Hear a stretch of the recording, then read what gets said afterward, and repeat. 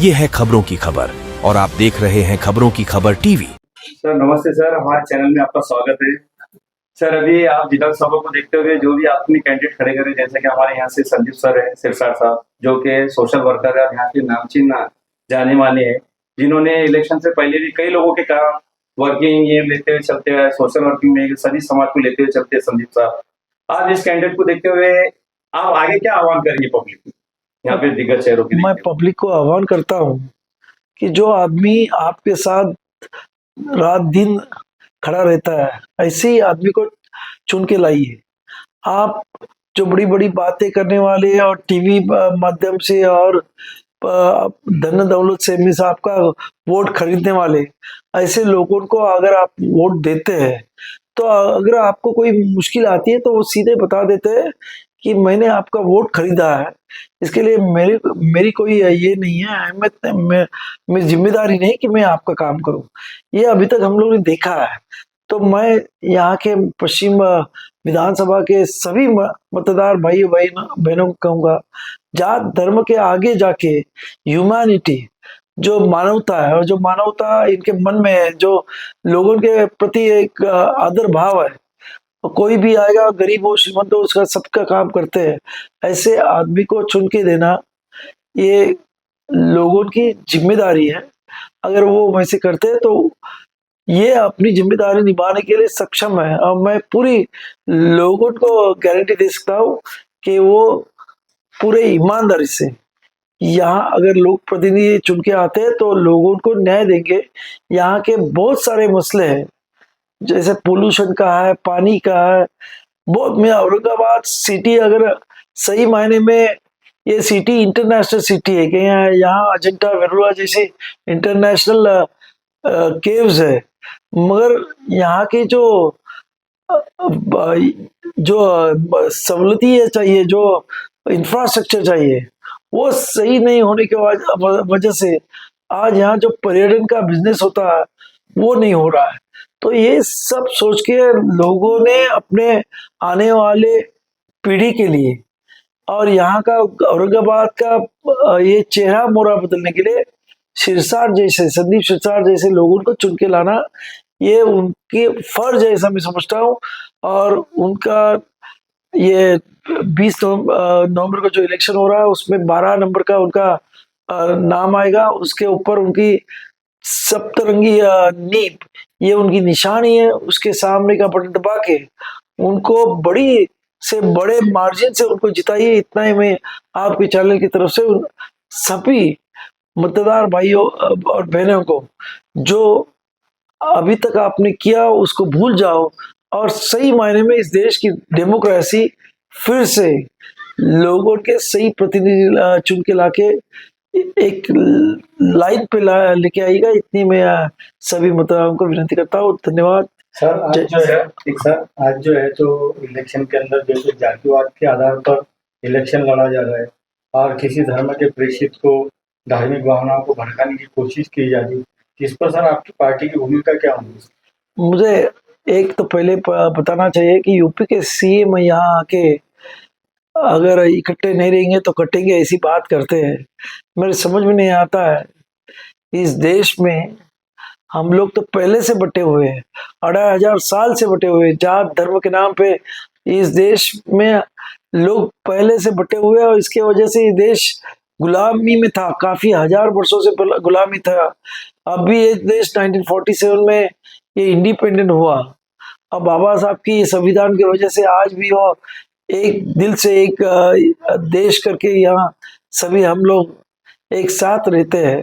मगर कुछ लोग आपस में हम लोग को जाति के नाम पे, धर्म के नाम पे आपस में लड़ाने की कोशिश कर रहे हैं और ऊपर से हम लोग को वही ये देते हैं कि भाई आप बिखरेंगे तो कटेंगे। तो ये उनकी डबल चाल नीति है, ऐसा मैं समझता हूँ। दोहरी उनका ये है बिहेवियर है। तो ऐसे बिहेवियर के साथ आप मत जाइएगा। जो सही मायने में जैसे बाबा साहब ने कहा I am Indian first and Indian last, ऐसे तरीके से लोगों ने इस देश में जीना चाहिए, तो ही ये देश महासत्ता बन सकता है। और आपस में कोई किसी प्रकार का जाति धर्म का भेदभाव न होते हुए, जैसे बाबा साहब ने पॉलिटिकली हमें इक्वालिटी प्रदान की है। आज हमारे पंतप्रधान हो, राष्ट्रपति हो, यहाँ का औरंगाबाद का गरीब से गरीब आदमी हो, सबको एक मत बाबा साहब ने दिया। वैसे ही इक्वालिटी ये हमारी सोसाइटी में आएगी तो ये देश का तरक्की कोई रुका नहीं सकता। यही मेरा कहना है। सर आपकी पार्टी का मुख्य एजेंडा क्या रहेगा सर?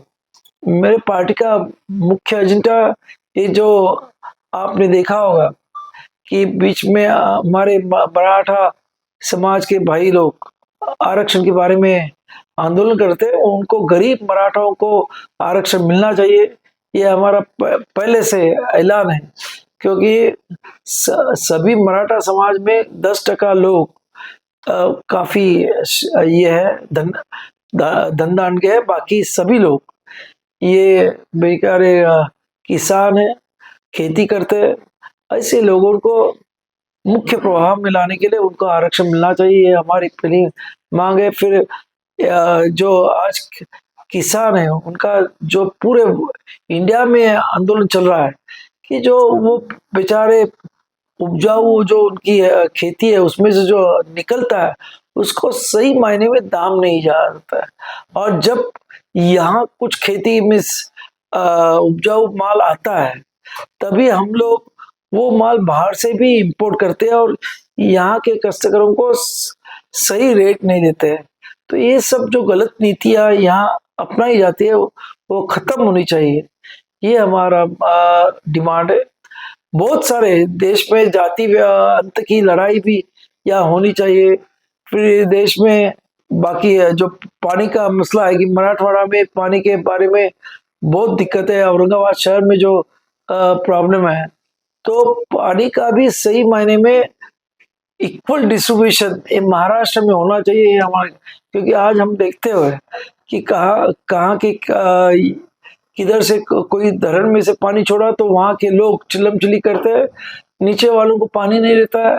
तो ये जो दिक्कतें हैं, तो इसके लिए सही मायने में हमारे इसमें प्रॉपर वाटर डिस्ट्रीब्यूशन भी होना चाहिए। उसके लिए एक आयोग महाराष्ट्र में, महाराष्ट्र की वाटर नीति के लिए आयोग होना चाहिए जो अपने राष्ट्रीय लेवल पे है वाटर नीति, वैसे महाराष्ट्र में भी होना चाहिए।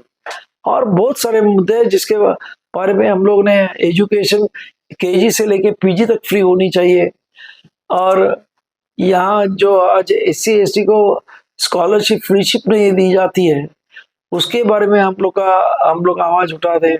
फिर एक न्यू एजुकेशन पॉलिसी है, इसमें आज आप देखते होंगे कि उसमें छोटे बच्चे से लेके बड़े तक अलग अलग सब्जेक्ट में अलग अलग तरीके के कंप्यूटर सब यूज किया जाता है। और अगर सही मायने में ये सब सिखाना होगा तो आपको बच्चों से एक्स्ट्रा फी लेनी पड़ती है प्राइवेट में। तो आजकल लाख लाख रुपए की फी है, मगर हमारे गवर्नमेंट के जो ZP के जो स्कूल्स है वो अभी बंद किए जा रहे हैं। तो ये बच्चों को बिना एजुकेशन रखने का जो पॉलिसी है वो हम लोग बंद करना चाहते हैं और सबको फ्री में equal type of education, equal sort of education मिलना चाहिए।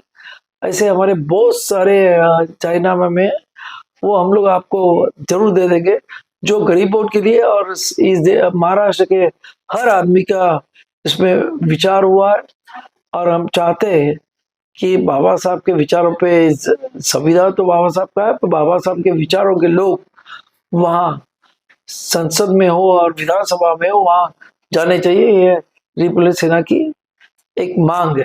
सर आपने भी सुना होगा जो रामगिरी महाराज ने नदी की शान में गुस्ताखी की, उस पर क्या कहना चाहेंगे सर आप?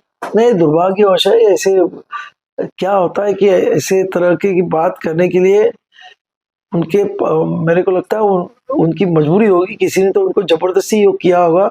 इससे इस देश में जो जाति और धर्म के नाम पे दंगे फैलाने का उनका ये काम था, ऐसा मैं समझता हूँ।